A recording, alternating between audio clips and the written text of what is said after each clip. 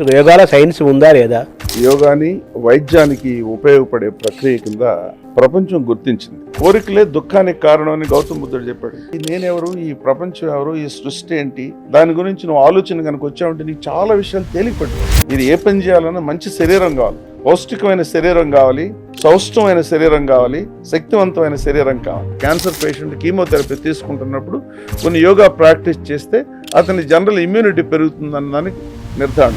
మనోధైర్యము, మనశ్శాంతి, positive thinking, ఆలోచనలు ఇవి కూడా మనిషి యొక్క బయట ఏదో ఇచ్చి ఆ హాస్పిటల్కి వెళ్తేనో ఈ హాస్పిటల్కి వెళ్తేనో ముఖ్యంగా స్ట్రెస్ మేనేజ్మెంట్కి ఇవాళ ఉన్న ఆధునిక జీవనంలో యాంగ్జైటీ, డిప్రెషన్ వీటన్నిటి మీద పరిష్కారం దొరుకుతుంది. మిమ్మల్ని మీరే క్యూర్ చేసుకోవాలి. కొన్ని ఆసనాల ద్వారా బ్యాక్ పెయిన్ తగ్గుతుంది అంటారు. బ్యాక్ పెయిన్ తగ్గుతుంది అనేది చాలా వేగ్ స్టేట్మెంట్. దీనివల్లే కోరికలను పరిమితం చేసుకునే తృప్తి చెందే మనస్తత్వాన్ని కనుక అలవర్చుకోగలిగితే అంతకు మించిన సంతోషం ఎవడం. Albert Einstein, Stephen Hawking, Oppenheimer atom bomb తయారు చేసి వీళ్ళందరూ కూడా ఒక పార్టీకి వచ్చేసాక భగవద్గీతలో చెప్పిన కొన్ని అంశాలు ఉన్నాయి సార్.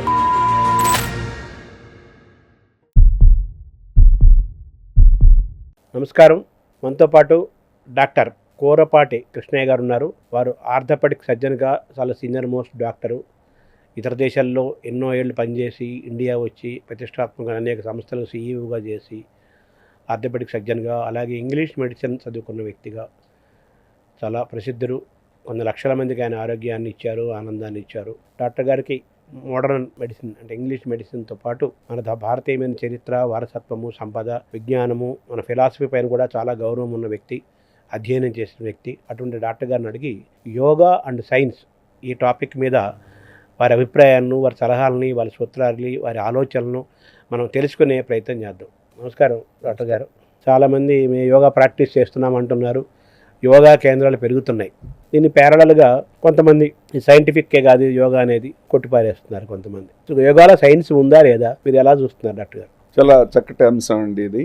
భారతీయ సాంస్కృతిక సాంప్రదాయం, పురాతన విజ్ఞానంలో చాలా విషయాల్ని కొంతమంది వాళ్ళు కొట్టిపారేయడం ఒక రకమైనటువంటి ఫ్యాషన్ లాగా ఏర్పడింది. సైన్స్ దీన్ని ఒప్పుకోదండి, అదంతా మిత్తు, కేవలం నమ్మకం మాత్రమే అనే అభిప్రాయంతో ఉంది.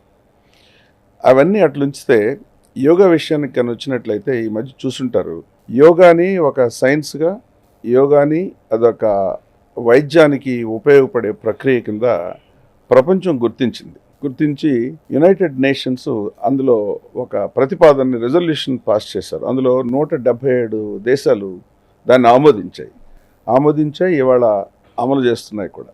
దానికి మన భారతీయ ప్రధానమంత్రి శ్రీ మోడీ గారికి తప్పనిసరిగా మనం అందరం కూడా ధన్యవాదాలు తెలపాలి. ఎందుకంటే ఈ యోగా అనేది భారతీయ సంస్కృతిని పాశ్చాత్య సంస్కృతికి ఒక రకమైనటువంటి అనుసంధానం చేయడానికి ఒక అద్భుతమైన ప్రక్రియ. ఇందులో చాలా విజ్ఞానం ఉంది, సైన్స్ ఉంది అని సాక్షాత్తు యునైటెడ్ నేషన్స్, అలాగే వరల్డ్ హెల్త్ ఆర్గనైజేషన్ WHO కూడా దీన్ని గుర్తించి ముఖ్యంగా చాలా దేశాల్లో, యూకేలో in particular national health service అని చాలా పెద్ద ఆరోగ్య సంస్థ, 97% ప్రజలు దాని ద్వారానే ఉచిత వైద్యాన్ని పొందుతారు. NHS కూడా దీన్ని గుర్తించి కొన్ని ఆరోగ్యకరమైనటువంటి విషయాల్లో యోగాకి తప్పనిసరిగా యోగా వల్ల ఉపయోగం ఉంటుందని దాన్ని ప్రవేశపెట్టారు.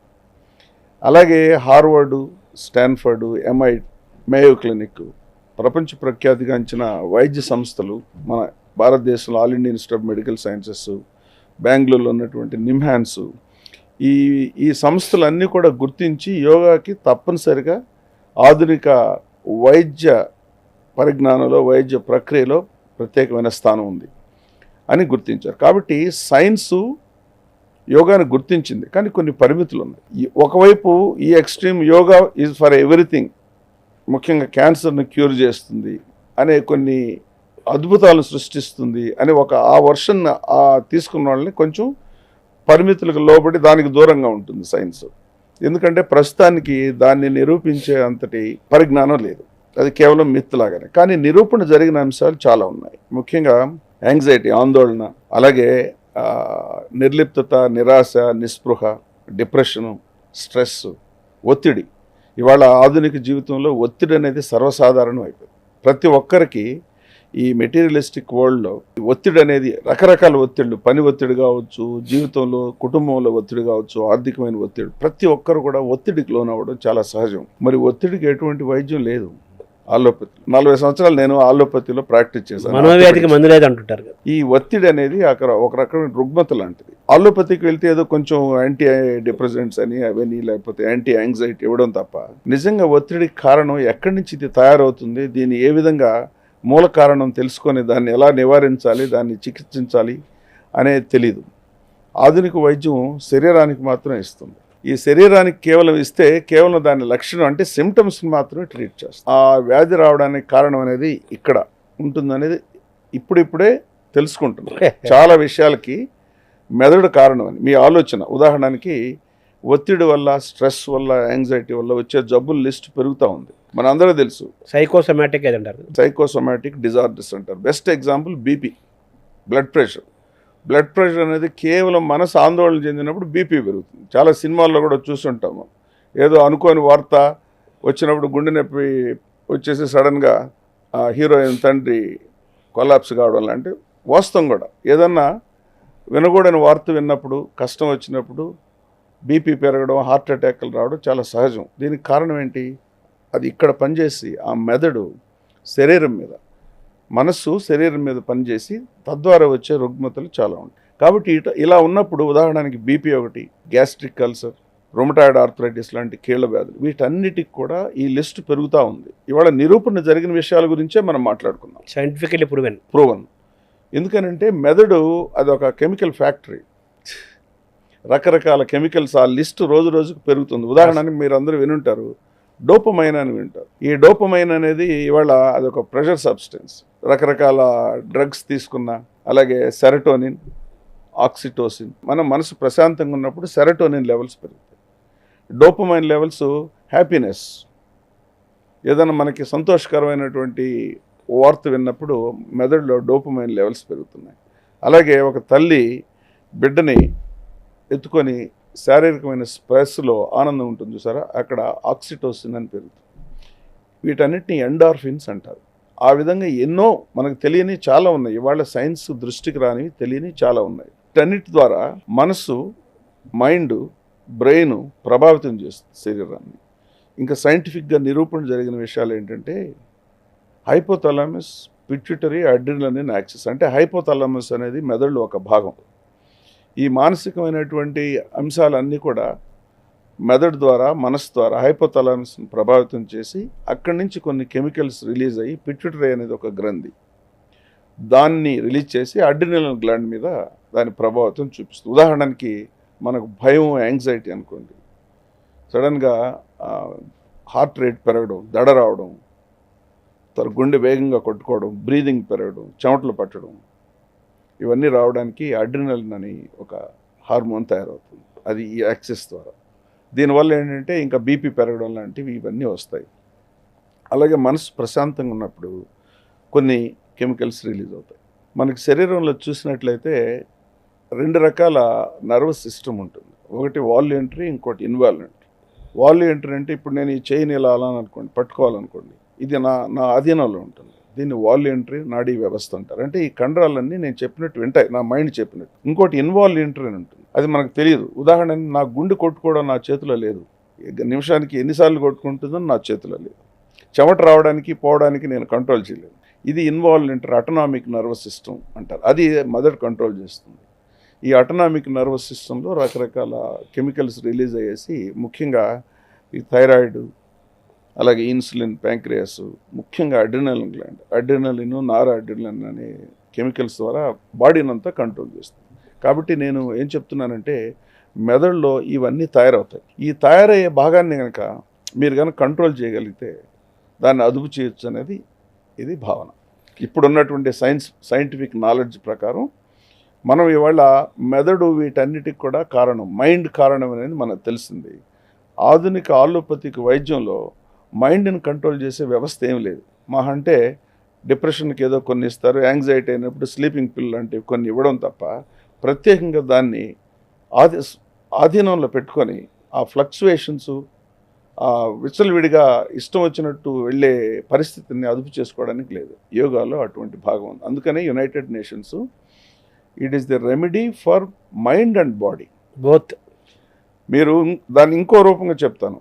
WHO వరల్డ్ హెల్త్ ఆర్గనైజేషన్స్ ప్రపంచ ఆరోగ్య సంస్థ ఆరోగ్యం అంటే ఏంటి అని దానికి ఒక డెఫినేషన్ చెప్పింది. ఆరోగ్యం అంటే complete physical, mental and social wellbeing. Social కూడా కలిపారు.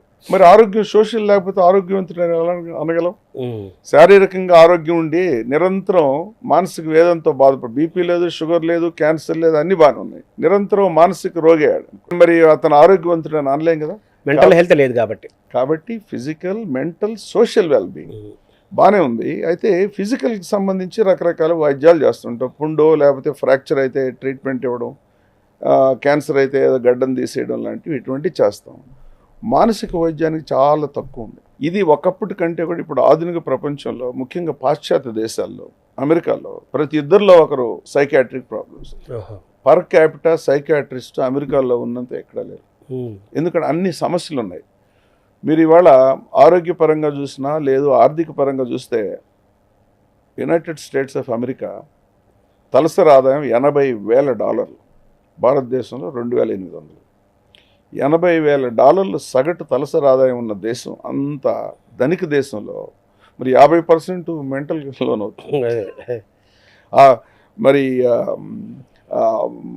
ఆరోగ్య వ్యవస్థ, అడ్వాన్స్డ్ ట్రీట్మెంటు, అత్యంత ఆధునికమైనటువంటి టెక్నికల్ ఎస్టాబ్లిష్మెంట్, అదంతా బాడీకే జరుగుతున్నాయి కానీ మైండ్కి జరగట్లేదు. అది నేను చెప్తాను. యునైటెడ్ నేషన్స్ అందుకని గుర్తించి ఈ మెంటల్ హెల్త్ చేయడానికి ఈ మన భారతీయ పురాతన వైద్య విధానం చూసారా, యోగా అనేది చాలా చక్కగా ఉపయోగపడుతుందని దాదాపు 6,000 పేపర్లు ఉన్నాయి, సైంటిఫిక్ పేపర్లు పబ్లికేషన్.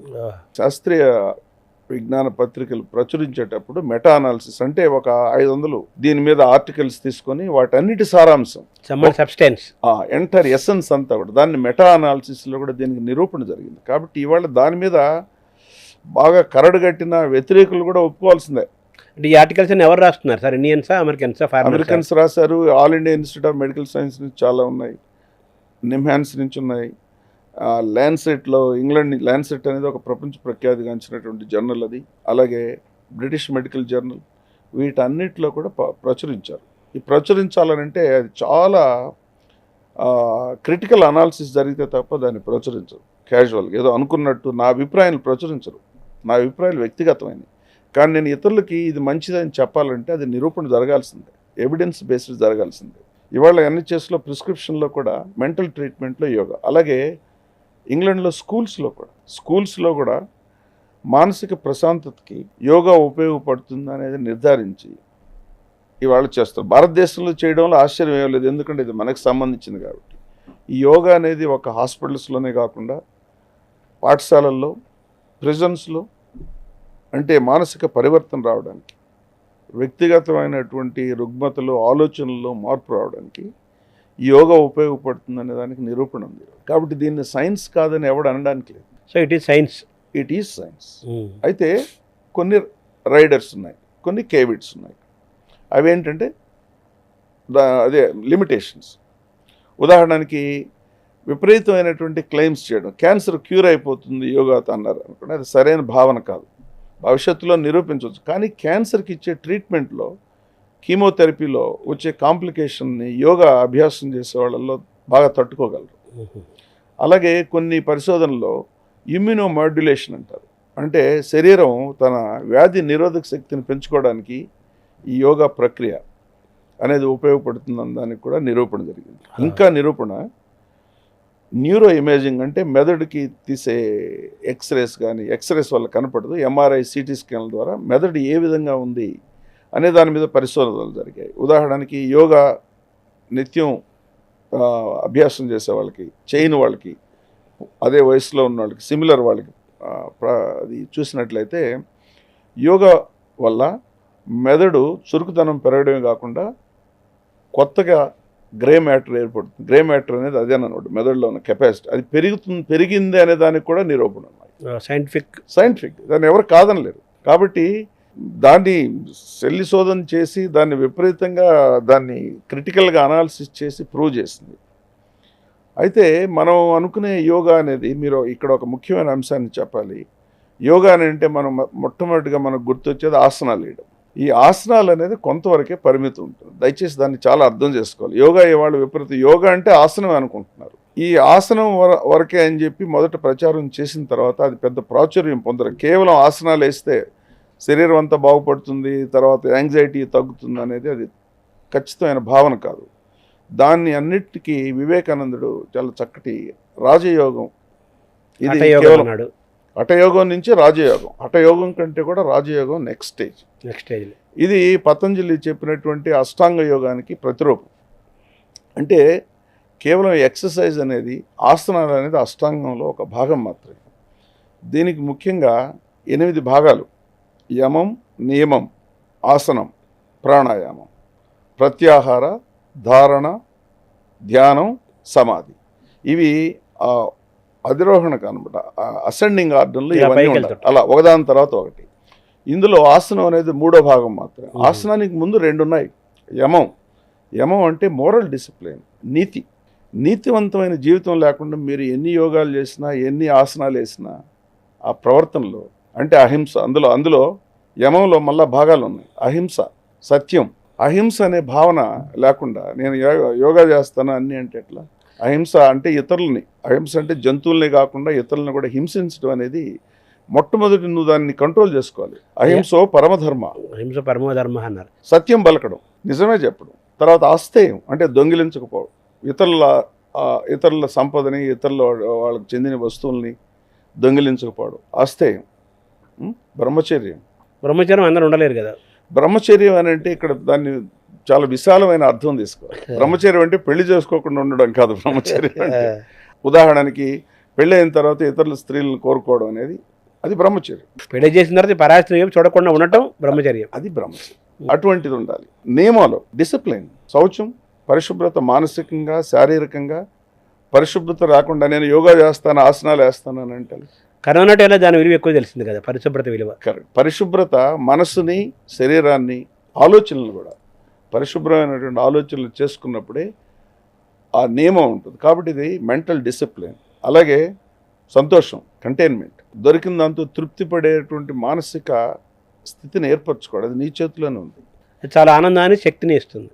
చాలా కోరికలు ఉన్నాయి చూసారా, ఈ కోరికలు అనే దానికి పరిమితి ఏముండదు, ఏం లేదు. ఒక కోరిక తీరే కొద్దీ కొత్త కోరికలు పుట్టుకుంటూ వస్తాయి. ఎకనామిక్స్ అదే కదా సూత్రం. మీరు ₹1,00,00,000 ఉంటే నేను హ్యాపీగా ఉంటాను అనుకుంటే, కోటి అయ్యాక ఆయన మరి 50 కోట్లు ఉన్నాయి కదా, 55 కావాలి, అది కోరుతుంది. లేదు ఈ కారు కొనుక్కుంటే ఆయన పెద్ద కారు ఉంది కదా, అది కావాలండి. కోరికలే దుఃఖానికి కారణం అని గౌతమ్ బుద్ధుడు చెప్పాడు. మనిషి అసహనానికి, నిరాశ, నిస్పృహలు, వీటన్నిటికీ కోరికలే కాదు. ఎకనామిక్స్లో కూడా హ్యూమన్ డిజైర్స్ ఆర్ అన్లిమిటెడ్, అంటే మనుషుల యొక్క కోరికలు అనంతం. If one desire is satisfied, another desire takes its place immediately, వెంటనే ఇంకొకటి చేరిపోతుంది. అనంతం. అదే కోరికలు తీరే కొద్దీ కొత్త కోరికలు పుట్టుకుంటూ వస్తాయి, తీరకపోతే కోపం పుట్టుకొస్తుంది. సహజంగానే అసంతృప్తి, అంటే ఇన్ని ఉన్న సంతోషం కూడా ఉండదు. ఆ అసంతృప్తి 24 గంటలు వేధిస్తూ ఉంటుంది. తృప్తి ఆరోగ్యాన్ని ఇస్తే, అసంతృప్తి అనారోగ్యాన్ని ఇస్తుంది. కరెక్ట్. బలిచక్రవర్తి దగ్గరికి వామనుడు వెళ్తాడు. అందరిలాగా ఆయన యాగం చేస్తున్నప్పుడు దానం ఇవ్వడానికి. దానం ఎవరు ఏది అడిగితే అంత. బలిచక్రవర్తి దానానికి ప్రతీక. కర్ణుడు, బలిచక్రవర్తి, శిబి చక్రవర్తి, వీళ్ళు దానానికి అత్యుత్తమైనటువంటి ఉదాహరణలు. సో ఈ బలిచక్రవర్తి దగ్గరికి వెళ్ళినప్పుడు ఈయన బ్రాహ్మణుడు, నువ్వు ఏం కావాలో కోరుకో, మణులో, మాణిక్యాలు, రథాలు, కన్యలో, భూములో ఏది కావాలంటే ఈ ధరామండలం అంతా ఇస్తానంటాడు. ఆయన ఉండి, నాకెందుకయ్యా, నేను ఒడుగుని, బ్రహ్మచారిని, అవన్నీ నాకెందుకు, నాకు ఉండడానికి 3 అడుగులు ఇస్తే చాలు అంటాడు. అంటే అదేంటయ్యా, నువ్వు మహారాజు, చక్రవర్తి అంతటి వాడు, ఏది కావాలంటే కోరుకోమంటే 3 అడుగులే కోరుకుంటావేంటి, ఇంకొకసారి ఆలోచించి, నీకు అసలు కోరుకోవడమే తెలియదు నీకు అంటాడు. మరీ ఏమి తెలియనోడే, లోకజ్ఞానం లేనోడివి, అమాయకుడుకున్నావు. రాజు కావాలి, ఏది కావాలంటే అది ఇస్తానంటే 3 అడుగులు నేల అడుగుతాడు. నాకు నా అగ్రహారాలు కావాలో, లేకపోతే ఈ ఏనుగులు కావాలి, మణులు, మాణిక్యాలు, వజ్రాలు, వైడూర్యాలు కావాలని కోరుకుంటారు అని అంటే, అప్పుడు చెప్తాడు, నాకు 3 అడుగులు చాలు. వ్యాప్తిం పొందక వగవక ప్రాప్తంబైన లేశమైన 10,000 తృప్తింజందని మనుజుడు సప్త ద్వీపంబులనైనా చక్కంబడునే అంటాడు. అంటే పొంగిపోకుండా వచ్చినప్పుడు, రానప్పుడు తగ్గిపోకుండా, నిరాశకు లోను కాకుండా, ప్రాప్తంబైన లేశం చిన్నది దొరికినా కూడా ఇదే నాకు 10,000 అని తృప్తి చెందని మనుజుడు మొత్తం ఈ ప్రపంచాన్ని అంతా పరిపాలించే శక్తికి వచ్చినా కూడా ఏం ఉపయోగం ఉండదు. ఆ కోరిక అట్లా ఉంటుందని ఆశాపాశము తా కడున్ నిడువు రాజేంద్ర వారాసి ప్రాంత మేదినీ వలయ సామ్రాజ్యంబు చేకూడియు గాసిన్ బొందిరి గాని వైన్య గయ భూకాంతాదులు నిజ ఆశ అంతం పొందించిరే. ఆ దిక్కులు మొత్తం ఇన్ని ఉండి సముద్రాలతో కూడిన ఇన్ని దీవులతో కూడినటువంటి ఈ అంత సామ్రాజ్యం దొరికినా కూడా చివరికి ఎప్పుడన్నా తృప్తి పడ్డాను, నాకు చాలని ఎప్పుడన్నా విన్నామటయా. అందుకని ఆశాపాశము తా కడున్ నిడువు, ఈ ఆశ అనే తాడును చూసావా, దానికి అంతమే లేదంటాడు. కాబట్టి నాకు ఈ 3 అడుగులు చాలు, అంతమనేది ఆశ. కాబట్టి ఎందుకు చెప్తున్నానంటే కోరికలను పరిమితం చేసుకునే తృప్తి చెందే మనస్తత్వాన్ని కనుక అలవర్చుకోగలిగితే అంతకు మించిన సంతోషం ఎవడుండడు. అది లేకపోవడం వల్ల అనారోగ్యం, అసంతృప్తి, అనారోగ్యం. మనం ఇక్కడ చెప్పేది అది ఎక్కడ ఏర్పడుతుంది, ఇక్కడే ఏర్పడుతుంది. నియమాల్లో అదొక సూత్రం. అది దాన్ని అలవర్చుకోమంటాడు. ఇది యోగా. ఇది నేను చెప్పేది యమ అయిపోయి నియమంలోకి వచ్చావు. నియమంలో అదొక సూత్రం. నియమంలో దాన్నే తపస్సు, పర్సివరెన్స్. ఏదైనా చేయాలనుకున్నప్పుడు అదే పనిగా దాని మీదే ఫోకస్ చేసి చేయడం, పట్టుదల. స్వాధ్యాయనం ఉంటాడు. స్వాధ్యాయనం అంటే నిన్ను గురించి నువ్వు తెలుసుకో. Know yourself. ఇదే కదా, అంతర్ముఖంగా వెళ్ళి నీ గురించి నువ్వు తెలుసుకోగలిగితే ఇంకా అంతా తెలిసినట్టే. రమణ మహర్షి అదే అన్నాడు కదా, వివేకానందుడు ఒకసారి అంటాడు, once in a while take some time of and talk to this wonderful person inside you అంటాడు.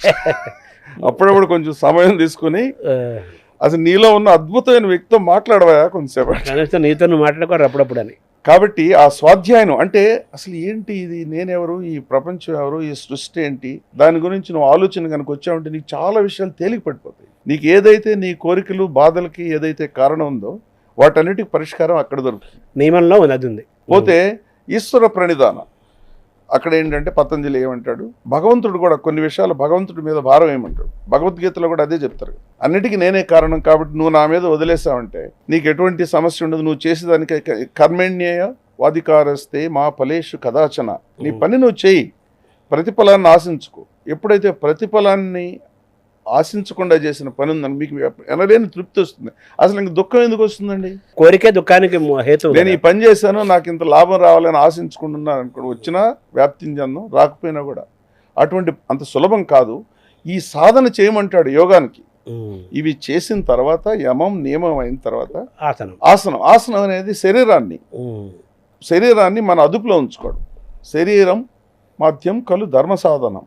మీరు ఏ పని చేయాలన్నా మంచి శరీరం కావాలి, పౌష్టికమైన శరీరం కావాలి, సౌష్ఠమైన శరీరం కావాలి, శక్తివంతమైన శరీరం కావాలి ఏది చేయాలన్నా. కాబట్టి శరీరం కూడా చూడండి ఎంత చక్కగా దీన్ని ఇనబడించుకున్నాడు. అలా ముందు మనసుతో మొదలుపెట్టాడు, తర్వాత శరీరంలోకి వచ్చాడు. శరీరాన్ని అదుపు చేసుకోవడానికి మాత్రమే ఆసనాలు. కానీ ఆసనం వల్ల అంతా వస్తుందని ఎప్పుడైతే మనం ఓవర్ స్పెక్యులేట్ చేసి ఓవర్గా చేసామనుకోండి, దీన్ని ప్రపోజ్ చేసే వాళ్ళందరూ కూడా విమర్శలకు లోనవుతున్నారు. కారణం అది. కాబట్టి అది కారణం. అంతేగాని ఇక్కడ స్ట్రెంగ్త్ లేక దీంట్లో ఉన్న గొప్పతనం లేక కాదు. ఎప్పుడైతే ఓవర్ క్లైమ్ కేవలం మీరు ఆసనాలు ఏంటి, ఈ ఆసనం వేసి ఈ మోకాలు పొట్టకు తగిలితే ప్యాంక్రియాస్కి తగిలి అక్కడి నుంచి ఆ ఇన్సులిన్ ఉత్పత్తి మీ డయాబెటీస్ అంతా పోతుందని ఒక విపరీతమైన ధోరణి తేకూడదు. ఇప్పుడైతే ఏరోబిక్స్కి యోగా ఆసనానికి తేడా ఏంటి సార్? చాలా క్రమబద్ధంగా మంచి ప్రశ్న అడిగారు. ఆసనం అనేది కేవలం శరీరాన్ని అదుపులో ఉంచుకున్నప్పుడే మనసు ఏకాగ్రత కావాలి. నిజమైన యోగా టీచర్ ఏం చెప్తా అంటే, ఇప్పుడు మీరు అది వేసినప్పుడు మనసు దాని మీదే ఉండాలన్నమాట. మనస్సుని శరీరాన్ని లయం చేయాలి, అంతే కదా. అక్కడ కూడా ఉండాలి. ఇవాళ మీరు ఏ జిమ్నాస్టిక్స్లో చెప్పినా, ఈవెన్ బాక్సింగ్లో చెప్పినా ఇట్స్ మైండ్ గేమ్ అంటారు. Tennis is a mind game. చాలామంది తెలీదు. అంతే కదా. అంటే 2 సెట్లు ఓడిపోయాడు, 3వ సెట్ ఫైనల్ స్టేజ్లో ఉన్నా కూడా మెంటల్ స్టామినా ఉన్నోడే మొత్తం నెక్స్ట్ 3 సెట్లు గెలిచిన అంశాలు ఉన్నాయి. అలా కాకుండా 4 పాయింట్లు పోయిందనుకోండి, మెంటల్ కొలాప్స్ అయిపోతారు, ఉన్న శక్తి అంతా పోతుంది ఎప్పుడైతే మైండ్ కంట్రోల్ లేదు. కాబట్టి ఇవాళ మోడర్న్ శిక్షకులు అందరూ కూడా ఒక టెన్నిస్ అయినా జిమ్నాస్టిక్స్ అయినా మీరు ఒక పోటీ పరీక్షలో నెగ్గాలంటే శరీరానికి సంబంధించిన పోటీ అయినా సరే మైండ్ ఉండాలి.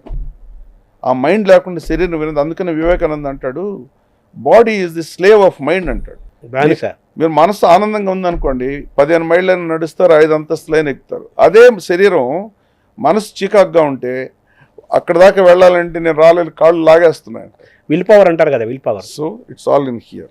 విల్ పవర్ అనే వర్డ్ అంటారు. దాన్ని డెవలప్ చేయాలి. అందుకనే యోగా దాంట్లో మనస్సుని, శరీరాన్ని లయబద్ధంగా చేయాలి. అది ఆసనాల్లో ఉంది, ఆసనాల్లో ఉంది. కానీ చాలాసార్లు మనం ఏంటంటే ఏదో టీవీలో చూసుకోలేము, ఇలా ఇలా 4-5 చూసి 4 చేతులు కలిపి 2 అటు ఇటు అంటే ఆసనం అనుకుంటే చాలా అసంపూర్ణమైనటువంటి భావన. అంటే ఏరోబిక్స్కి అండ్ ఆసనాస్కి what is the main difference? ఈ ఏరోబిక్స్లో కూడా లయబద్ధమైనటువంటి శరీరాన్ని ఒక ఎక్స్ట్రీమ్స్కి తీసుకెళ్ళి చేసేది.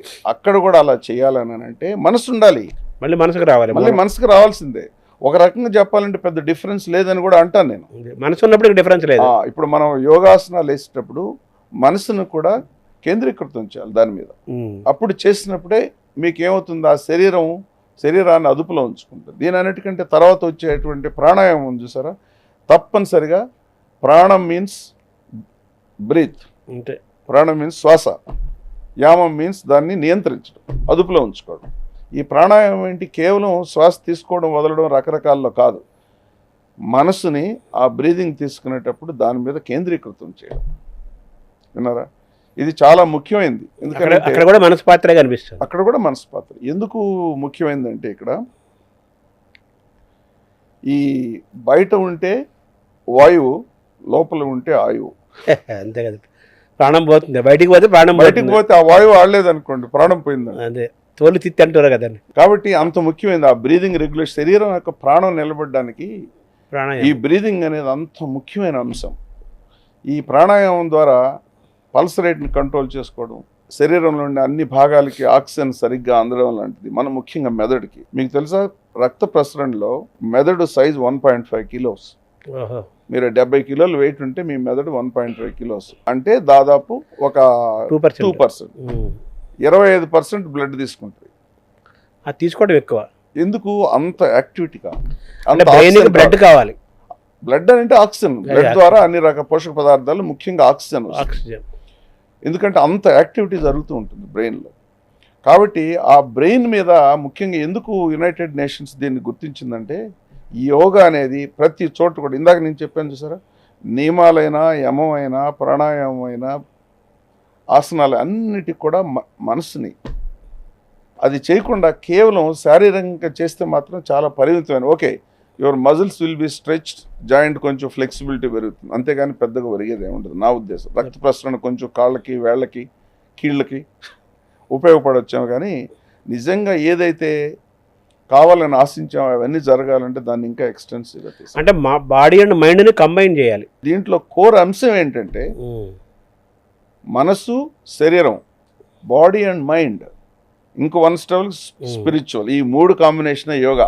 స్పిరిచువాలిటీ కూడా it comes from the mind కదా. స్పిరిచువాలిటీ ఈజ్ నథింగ్ బట్ మీ ఆలోచనే.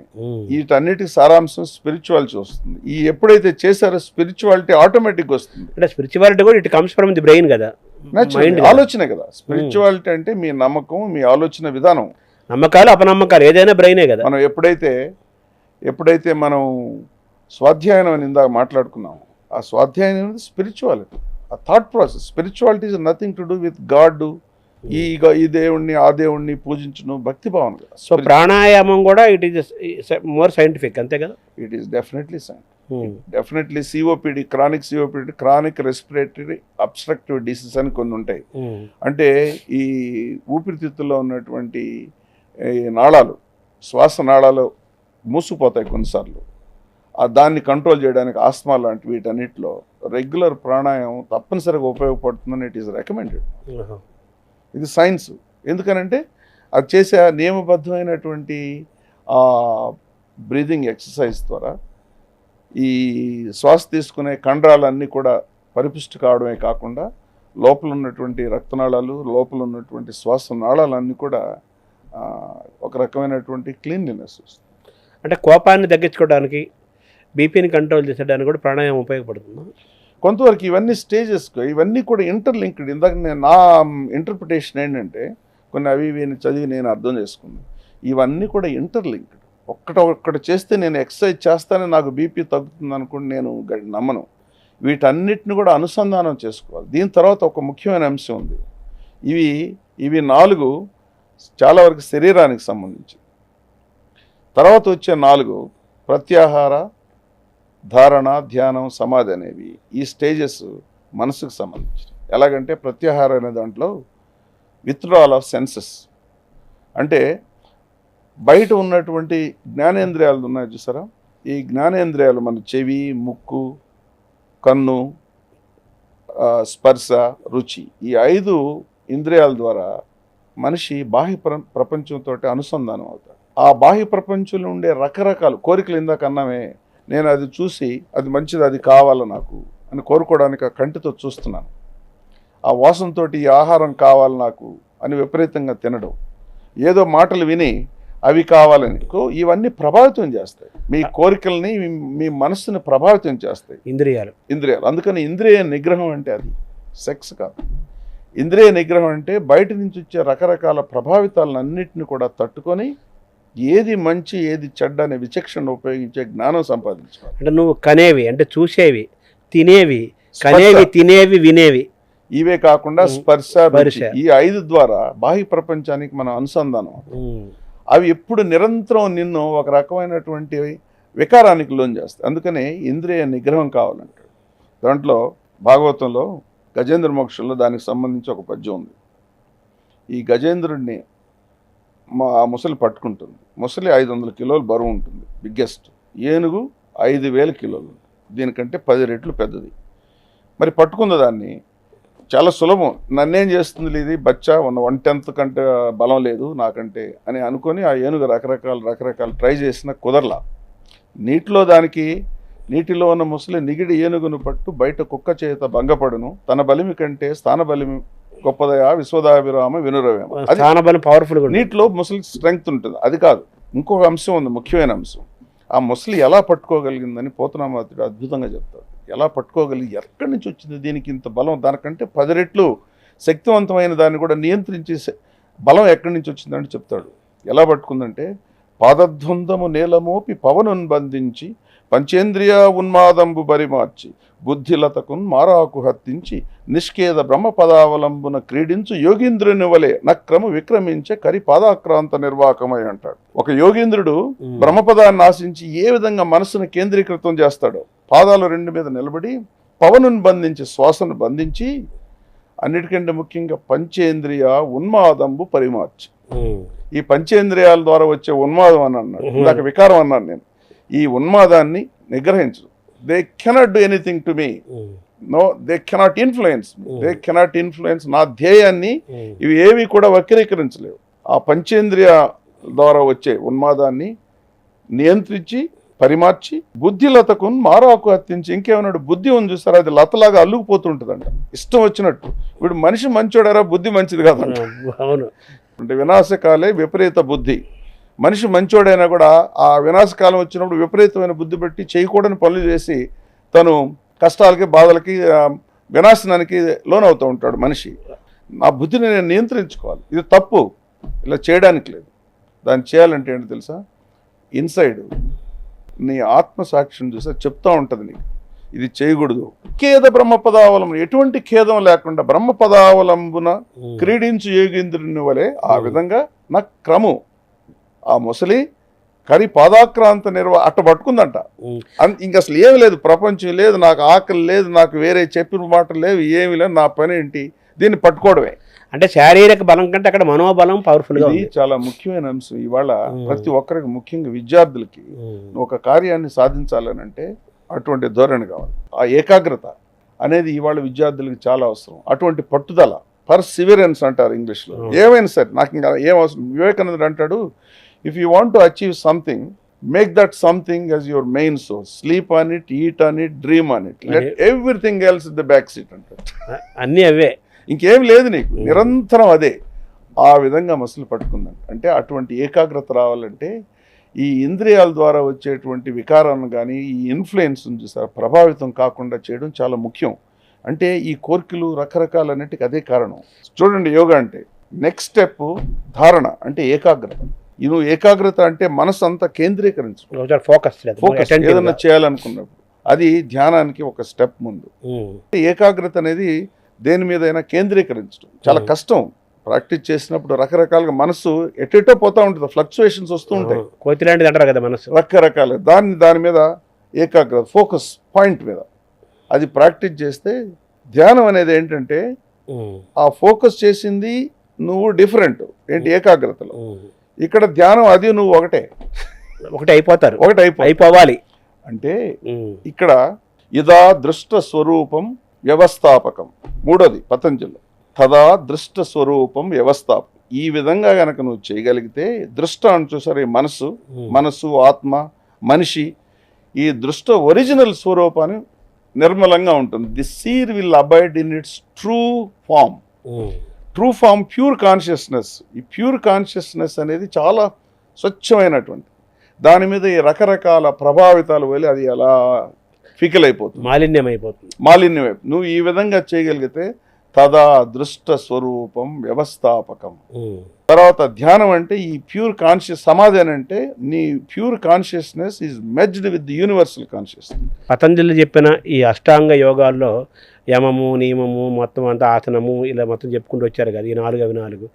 వీటిలో సైన్స్ ఏంటి, సైంటిఫిక్ చాలాను. ఎప్పుడైతే మీరు ఇప్పుడు మీకు ప్రతి పాయింట్లో సైన్స్ చెప్తాను. మీరు చక్కటి భావన స్వచ్ఛంగా ఉందనుకోండి, శౌచం తప్పది, సైన్స్ లేదా దానికి, మీరే చెప్పారు కదా. పరిశుభ్రంగా ఉంటే రోగాలు మీ దగ్గర రావు. ఏమండి, సత్యం పలకడం అనేది అసత్యం పలికితే ఎంత అలజడి తయారవుతుంది శరీరంలో. ఒక తప్పు చెప్పామనుకో మళ్ళీ దాన్ని కప్పిపుచ్చుకోవడానికి 100 తప్పు. నెగటివ్ పాజిటివ్ మీ బీపీ పెరుగుద్ది, అప్సెట్ అవుతారు, అన్ని పల్స్ రేట్ పెరుగుద్ది. అలాగే మానసిక ప్రశాంతత రావాలంటే ఏం చేయాలి? భక్తిభావం ఉంటే భగవంతుణ్ణి పూజించేది కోరికలు కోరడానికి కాదు.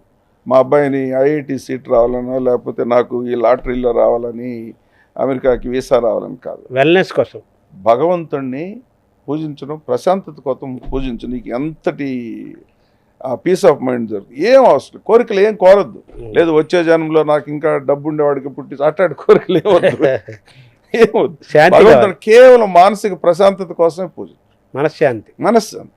ఇప్పుడు దాకా మీరు పతంజలి యొక్క యోగ సూత్రాలని, అందులో నుంచి కెమిస్ట్రీని, బయోకెమికల్ రియాక్షన్స్ని, అందులో ఉన్న బయోకెమిస్ట్రీని చెప్పారు మీరు.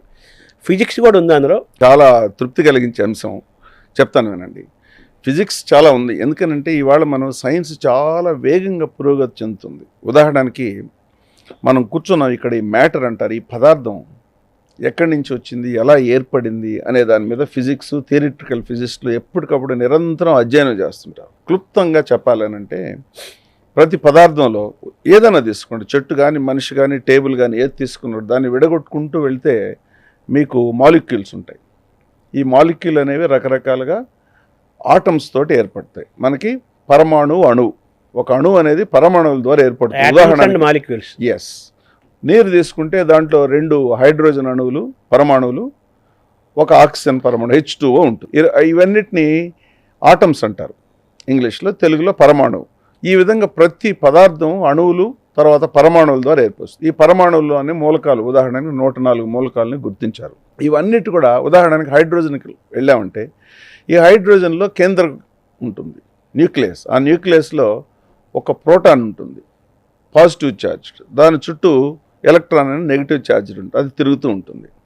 హైడ్రోజన్కి మ్యాస్ రావాలంటే, ఆ పదార్థానికి వెయిట్ రావాలనంటే ఆ ప్రోటాన్ వల్ల వస్తుంది. సో మొన్నటి వరకు ఏమనుకున్నారు, అంతేను అణువులు, పరమాణువు తర్వాత ఇంకేం లేదు, that's it, whole universe is made of పరమాణు. ఈ హైడ్రోజన్ రకరకాలుగా వాటర్లో హైడ్రోజన్ సల్ఫైడ్లో ఒక రకంగా ఉంటుంది, ఇంకో దాంట్లో ఒకటి ఉంటుంది, ఇట్లా ప్రతి దాంట్లో ఈ విధంగా ఉంటాయి. ఆ ప్రోటాన్స్, ఎలక్ట్రాన్స్ సేమ్ అన్నిట్లో. అందులో ఉండే నంబర్ను బట్టి ఆ పదార్థాలకి రకరకాల గుణాలు వస్తుంటాయి. నీటికి ఒక గుణం, సల్ఫర్ డయాక్సైడ్కి ఒక గుణం, ఏమండి కార్బన్కి ఒక గుణం, ఇట్లా ఉంటాయి అన్నమాట. అయితే 1920 వరకు ఈ ఆటంని విడగొట్టడం వీలు కాదన్నారు. తర్వాత రూదర్ఫర్డ్ అనే వ్యక్తి దీన్ని విడగొట్టచ్చు, దీంట్లో ప్రోటాన్లు ఉంటాయి, దీంట్లో ఎలక్ట్రాన్స్ తిరుగుతూ ఉంటాయి అని. అంటే ప్రోటాన్లో ఏముంటుంది అనేది నెక్స్ట్ క్వశ్చన్. ఫిజిక్స్ మాట్లాడుతున్నాం. తర్వాత ఈ ప్రోటాన్ని విడగొట్టచ్చు అని ఆయన చేశారు. చేసిన తర్వాత ఈ మధ్య సెర్న్ అని, CERN, సెర్న్, స్విట్జర్లాండ్లో LHC అని ఒక పెద్ద ఎక్స్పెరిమెంట్ చేశారు. మీరు ఏమంటారు విస్ఫోటం అని. అసలు ఏమన్నా ప్రపంచానికి ఏమైపోతుందని భయపెట్టారు కూడా. అంటే దాదాపు 3500 అడుగులు భూమి కింద ఆ స్విస్ ఆల్ఫ్ మౌంటైన్స్ కింద ఒక పెద్ద మెషిన్ తయారు చేశారు, లార్జ్ హేడ్రాన్ కొలైడర్. ప్రపంచంలో బిగ్గెస్ట్ మెషిన్ అది. బేసిక్ ఇక్కడ ఏంటంటే ఆ ప్రోటాన్ని యాక్సిలరేట్ చేయడం, speed up to the 99.9% of speed of light speed 186,000 miles per second. So Einstein ప్రకారం నథింగ్ ట్రావెల్స్ ఫాస్టర్ దాన్ 99.999 వరకు చేశారు కాంతి వేగం. అయిన తర్వాత 2 ప్రోటాన్స్ను ఒకదాన్ని ఒకటి ఢీ కొట్టినప్పుడు ఆ ప్రోటాను బద్దలైంది. బద్దలైన తర్వాత ఆ ప్రోటాన్లో సబ్ అటామిక్ పార్టికల్స్ ఉన్నాయని కనిపెట్టారు. మళ్ళీ proton meson, నెప్టాన్స్, mesons, leptons, baryons, muons, photons, ఇటువంటి పదార్థాలు ఉన్నాయి. Sub atomic. ఇవన్నీ సబ్ అటామిక్ అంటే ఆటంని విడగొడితే, ప్రోటాన్ని విడగొడితే వచ్చాయి. ఇవన్నీ వీటి కలయిక వల్ల ప్రోటాన్లు ఏర్పడ్డాయని తెలుసుకున్నారు. అయితే ప్రోటాన్కి వెయిట్ ఉంటుంది, వీటికి వెయిట్ లేదు. మరి ఎక్కడి నుంచి వచ్చింది వెయిట్ లేనిది? అవి ఎక్కడి నుంచి వచ్చాయని నెక్స్ట్ క్వశ్చన్. సైన్స్ అనేది ఏంటి? దాన్ని ప్రశ్నించడమే. ఎందుకు, ఎప్పుడు, ఎలాగా, ఎవరు అనేది ప్రశ్నించడం, అది గొప్పతనం సైన్స్. లాజిక్ కావాలి, నాకు ప్రూఫ్ కావాలంటాడు. సో ఇది ఎక్కడి నుంచి వచ్చాయి అని అంటే ప్రస్తుతం ఉన్న నాలెడ్జ్ ప్రకారం they are formed by there is a theory called string theory and quantum mechanics. ఈ పార్టికల్స్ బై ఎనర్జీ నుంచి వచ్చాయంటాడు. ఎనర్జీ అనే దానికి మ్యాస్ ఉండదు. ఐన్స్టీన్ సిద్ధాంతం ప్రకారం ఎనర్జీ రావాలంటే మ్యాస్ని కనుక డిస్ట్రాయ్ చేస్తే E=mc² అని అంటే ఎనర్జీ వస్తుందంటారు. విపరీతమైన ఎనర్జీ. మన ఆటం బాంబ్లో అదే సిద్ధాంతం. మాస్ని డిస్ట్రాయ్ చేస్తే ఎనర్జీ వస్తుందని. అంటే మాసు ఎనర్జీ ఒకటేను. సో ఈ particles, sub atomic particles energy ద్వారా ఏర్పడ్డాయి అంటాడు. విన్నారా? కాబట్టి ఈ సబ్ అటామిక్ పార్టికల్స్ అనేవి విశ్వం అంతా వ్యాప్తించున్నాయి. ఇవాళ మనం చూసినట్లయితే మన భూమిలో ఉండే ఇంత పెద్ద పదార్థం 2500 కిలోమీటర్ల డయామీటర్. ఈ పదార్థం, దీని చుట్టూ ఉండే చంద్రుడు, అలాగే ఇటువంటి గ్రహాలు 9 గ్రహాలు, ఇవన్నీ కూడా సూర్యుడు చుట్టూ తిరుగుతాయి. ఈ సూర్యుడిని ఒక నక్షత్రం అంటారు. ఈ సూర్యుడు 4 లక్షల కిలోమీటర్లు అడ్డంగా, మన 2500 అయితే 30,000 రెట్లు భూమి కంటే పెద్దది. అంటే మ్యాథమెటిక్స్ ఉంది ఇక్కడ. అదే చెప్తున్నాను. ఈ 30,000 రెట్లు భూమి కంటే సూర్యుడు పెద్దది. ఇలాగే భూమి కంటే Jupiter is 3,000 times bigger. You can put 3,000 earths into it. అంత పెద్దది. ఇవన్నీ కూడా సూర్యుడు, బాగా వినండి, ఇవన్నీ కూడా సూర్యుడు చుట్టూ తిరుగుతున్నాయి. దీన్ని ఒక సూర్య మండలం అంటారు, సోలార్ సిస్టమ్. ఇది ఒక నక్షత్రంతో. ఇటువంటి నక్షత్రాలు, ఈ గెలాక్సీ, మనం ఉండే గెలాక్సీని మిల్కీ వే అంటారు. 20,000 కోట్లు ఉన్నాయి. 20,000 కోట్ల సూర్యుడు ఉన్నారు. మన సూర్యుడు అనేవాడు మిడ్ సైజ్ స్టార్. దీనికంటే 10,000 రెట్లు పెద్ద ఉండే నక్షత్రాలు కూడా ఉన్నాయి. ఇవన్నీ కలిపి ఉండే గెలాక్సీని మిల్కీ వే అంటారు, పాలపుంత. ఇటువంటి గెలాక్సీలు మనకి నియరెస్ట్ ఆండ్రోమేడా అనే గెలాక్సీ ఉంది. అది 2.5 రెట్లు పెద్దది దీనికంటే. ఇటువంటి గెలాక్సీలు 20,000 కోట్లు ఉన్నాయి. 200 బిలియన్ గెలాక్సీలు ఉన్నాయి. వీటన్నిటిలో మ్యాటర్ ఉంది. మరి ఇదంతా ఎక్కడి నుంచి వచ్చింది? ఈ బ్రహ్మాండం చూసారు. ఈ బ్రహ్మాండంలో ఇంకా ఎన్నున్నాయో తెలియదు. ఇవాళ నేను చెప్పినవన్నీ కూడా మనకు ప్రత్యక్షంగా, సాక్ష్యంతో, సైంటిఫిక్గా నిరూపణ జరిగింది. మరి ఇవన్నీ అలా ఏర్పట్టాయంటే ఇందాక మీకు చెప్పాను వివరణ. అన్నీ కూడా ఎనర్జీ నుంచి వచ్చాయి. ఎనర్జీ మూలం. ఆ ఎనర్జీని మన వాళ్ళు చైతన్యం అన్నారు. ఈ విశ్వవ్యాప్తంగా ఉండేది ఇది చైతన్యం. అది నీలో ఉండేది ఒకటే, అక్కడ ఉండేది కూడా ఒకటే. కాబట్టి నువ్వు వేరు, ఆ చైతన్యం వేరు కాదని శంకరాచార్యులు అద్వైత సిద్ధాంతం ద్వారా నిరూపించారు. Non duality, pure consciousness to universal consciousness. ధ్యానం అంటే అది. రెండు లేవు, ఒకటే. Non duality. ఏమన్నాడు? వన్నెస్ అన్లా, అసలు రెండు అనేదే ఉండదు, అంతా ఒకటే అన్నాడు. రెండు లేవు, అద్వైతం. నీలో ఉండేది, బయట విశ్వంలో ఉండేది, ప్రపంచంలో ఉండేది, ప్రతి పదార్థంలో ఉండేది నువ్వు అంత సూక్ష్మంగా కనుక వెళ్ళి చూడగలిగితే అంతా ఒకటే. దాన్ని, ఆ చైతన్యాన్ని, దాన్ని ప్యూర్ కాన్షియస్నెస్, యూనివర్సల్ కాన్షియస్నెస్ ఇప్పుడు మాట్లాడుతున్నాను. సో మనలో ఉండే ఆ కాన్షియస్నెస్, ఆ చైతన్యం ఉంది చూసారా. మరి సైన్స్ చాలా వివరణ ఇవ్వలేదు. ఎందుకు ఎలక్ట్రాన్స్ దాని చుట్టూ తిరుగుతాయి, ఎందుకు చంద్రుడు భూమి చుట్టూ తిరుగుతాడు, ఎందుకు భూమి సూర్యుడు చుట్టూ తిరుగుద్ది, ఎవరు తిప్పలేదు కూర్చొని అక్కడ. గురుత్వాకర్షణ శక్తి అన్నారు, గ్రావిటేషన్లు. There are 4 forces in the universe: gravitational force, electromagnetic force, strong nuclear force, weak nuclear force. ఈ 4 శక్తులు 4 యూనివర్సల్ ఫోర్సెస్ అన్నారు. బాగుంది. ఈ ఫోర్స్ ఏంటి, ఎక్కడి నుంచి వచ్చింది? ఇదే చైతన్యం. ఆ చైతన్యమే తిప్పుతుందంటారు, ఆ చైతన్యమే ఒక వ్యక్తిని నడిపిస్తుందంటారు. అంత మూలాలకు వెళ్ళినప్పుడు మనం లోపలికి వెళ్ళి కనుక దర్శించుకోగలిగితే, అటువంటి తత్వ జ్ఞానం కనుక కలిగినట్లయితే మీకు ఒక అద్భుతమైనటువంటి ఫుల్నెస్ వస్తుంది. మనసుకు అటువంటిది కావాలంట. ఇప్పుడు నేను రేపు చనిపోయిన తర్వాత ఏముంటుంది, ఈ శరీరం అంతా కలిసిపోద్ది కదా ఇక్కడ. ఈ పదార్థం అనేది ఇక్కడ కలిసిపోతుంది. ఇది ఎక్కడి నుంచి వచ్చింది? తల్లిదండ్రుల కలయిక వల్ల సూక్ష్మంలో ఏర్పడిన తర్వాత శరీరం అంతా కూడా ఇందులో నుంచి వచ్చింది. చివరికి ఇందులోనే కలిసిపోతుంది. ఈ సోల్ అనేది భావన మాత్రం. That is called universal consciousness. దానికి there is no shape, no colour, నిరాకార నిర్గుణ బ్రహ్మం అన్నారు. ఈ బ్రహ్మం అనే దానికి ఏంటి, ఎక్కడ ఉంటుంది బ్రహ్మం అంటే? మనస్సు ఎక్కడ ఉంటుంది చూపెట్టండి, తలకాయ కోసి కనిపించదు కదా. అది మనస్సు అనేది ఆ భావన. మెదడు కనిపిస్తుంది కానీ మనసు కనిపించదు. అంతే కదా. మనసు ఉందని మనం అబ్బా మనసు మంచిదంట, ఎక్కడుందో చూపెట్టవా, మెదడులో ఏ భాగంలో ఉందంటే ఎక్కడ ఉండదు. అలాగే ఈ బ్రహ్మం అనేది విశ్వవ్యాప్తంగా ఉన్నదాన్ని నిరాకార నిర్గుణ బ్రహ్మం అన్నారు. అంటే ఇది ఒక శక్తి స్వరూపం, ఒక శక్తి స్వరూపం. దాన్ని భగవంతుడి రూపంలో నేను చూసినప్పుడు సాకార బ్రహ్మం, ఒక రూపం ఇచ్చాం. అలాగే మనిషికి ఆ అంశంలో మీకు ఒక 10 పాళ్ళు ఉన్నాయనుకోండి, ఇంకొకరికి 50 పాళ్ళు ఉంటాయి. గౌతమ బుద్ధుడికి 90 పాళ్ళు ఉండొచ్చు. అట్లా ఆ విధంగా అద్భుతమైనటువంటి వివరణ ఇచ్చి ఆధ్యాత్మికని ఫిజిక్స్ని ఎలా కనెక్ట్ చేయొచ్చు అంటే, ఫిజిక్స్ అలా వెళ్ళిన తర్వాత ఒక స్టేజ్కి వచ్చాక, ఇంక్లూడింగ్ స్టీవెన్ హాకింగ్ చెప్పాడు, ఒక స్టేజ్కి వచ్చాక నువ్వు నమ్మాల్సిందే.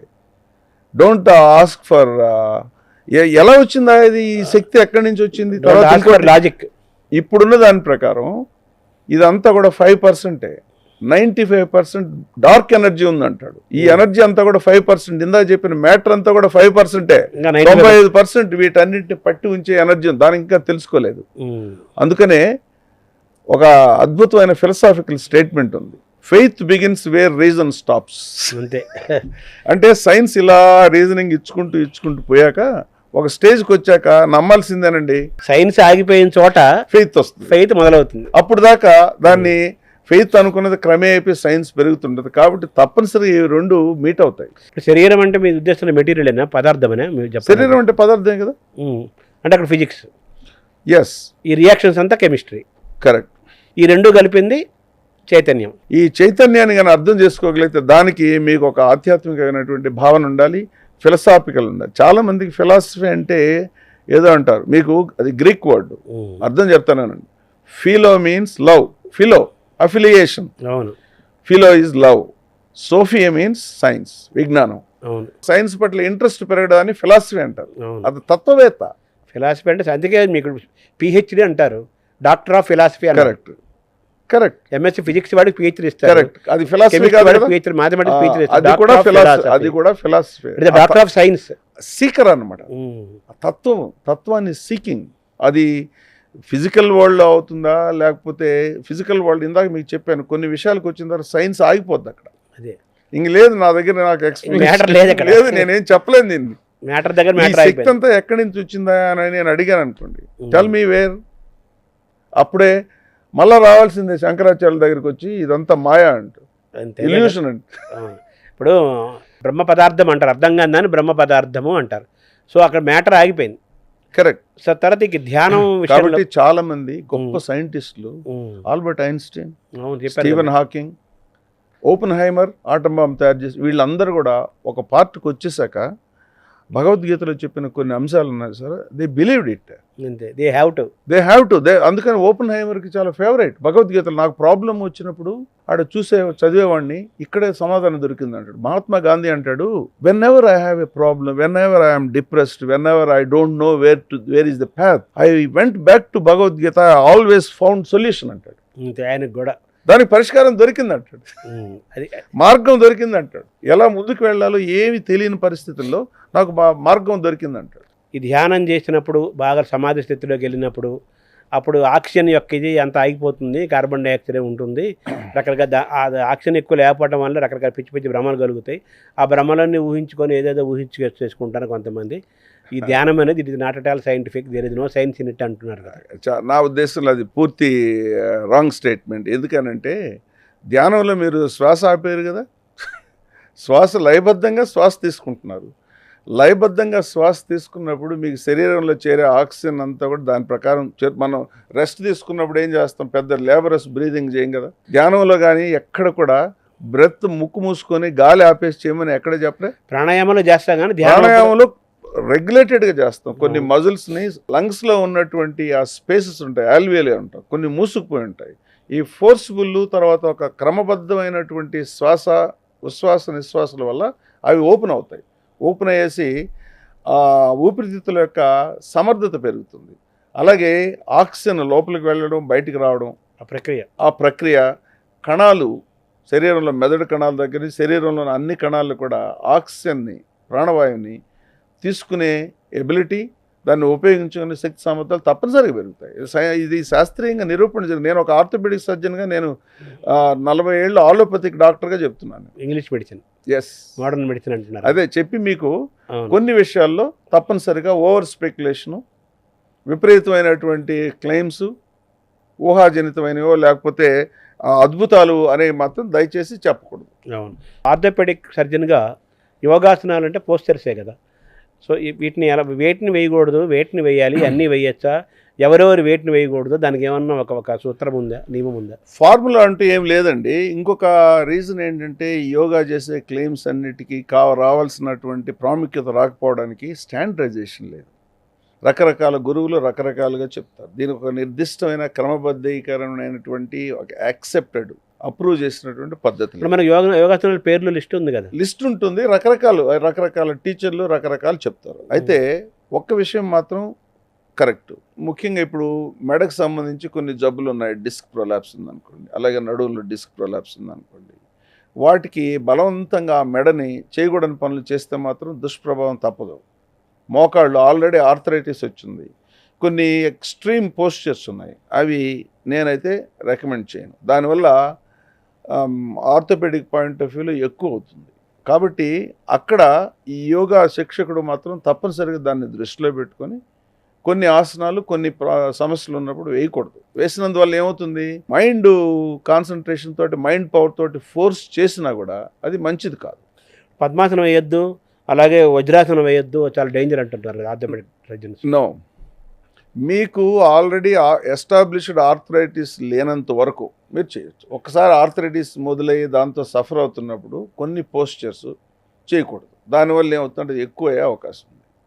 రానంత వరకు, ఆరోగ్యకరంగా ఉన్నంత వరకు నో లిమిటేషన్. శరీరం ఫ్లెక్సిబిలిటీని ఇంప్రూవ్ చేయడానికి కావాల్సినటువంటి ఎక్సర్సైజ్లు కొన్ని ఉన్నాయి. అది మీ ఆరోగ్య పరిస్థితిని బట్టి, మీ వయసును దృష్టిలో ఉంచుకొని, మీ వెయిట్, తర్వాత దాన్ని చేయగలమా లేదా అన్న వాటన్నిటిని దృష్టిలో ఉంచుకొని మీరు ఎంచుకోవాలి. ముఖ్యంగా అడగొచ్చు, ఇప్పుడు ఈ ఆసనం ఇలా వెనక్కి వంగడం లేకపోతే మెడని ముందుకు ఉంచడం, ఉదాహరణకి మెడని ఇలా తిప్పడం అనేది డిస్క్ ప్రొలాప్స్ ఉన్న వాళ్ళకి మంచిది కాదు. నేను చేయను, నాకు కాకపోయినా కూడా నేను మెడ కొన్ని ఆసనాలు చేయను, కొన్ని సూర్య నమస్కారాలు కొన్ని భాగాలు నేను చేయను.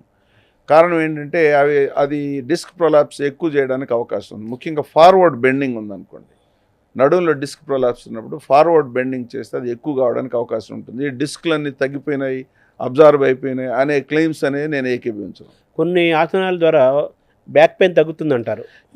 బ్యాక్ పెయిన్కి 100 కారణాలు ఉంటాయి. ఆ కొన్ని తగ్గొచ్చు. బ్యాక్ పెయిన్ తగ్గుతుంది అనేది చాలా వేగ్ స్టేట్మెంట్. దీనివల్లే ఈ విమర్శకులకి ఎక్కువ తావిచ్చిన అవుతాం. మనం సైంటిఫిక్గా ఆలోచించాలి. డిస్క్ ప్రొలాప్స్ బ్యాక్ పెయిన్ వస్తుంది, డిస్క్ ప్రొలాప్స్ యోగాసనం ద్వారా తగ్గుతుందని నిరూపణ అయితే నాకు ఎక్కడ లేదు, నేను ఒప్పుకోను కూడా. మీరు డిస్క్ ప్రొలాప్స్డ్ పేషెంట్లు ఒక 10 మందిని తీసుకొని వాళ్ళ చేత యోగాసనాలు వేయించి, మీరు చెప్పిన యోగాసనాలు, తర్వాత ఎంఆర్ఐ తీసి ఈ డిస్క్లు బాగా అయినాయని మీకు చూపెట్టండి. అది సైంటిఫిక్ వివరణ, ఎవిడెన్స్ బేస్డ్, నేను ఒప్పుకుంటాను. అలా కాకుండా నడువు నొప్పి తగ్గిపోయిందంటే ఎందుకు వచ్చిన నడువు నొప్పి? అది శక్తి తక్కువ ఉండి కండరాలు బలహీనంగా వచ్చి కూర్చున్నప్పుడు నడిచినప్పుడు వచ్చే నడువు నొప్పి అంటే కండరాలను శక్తివంతం చేస్తే తగ్గవచ్చు. కాబట్టి అలా చెప్పకూడదు.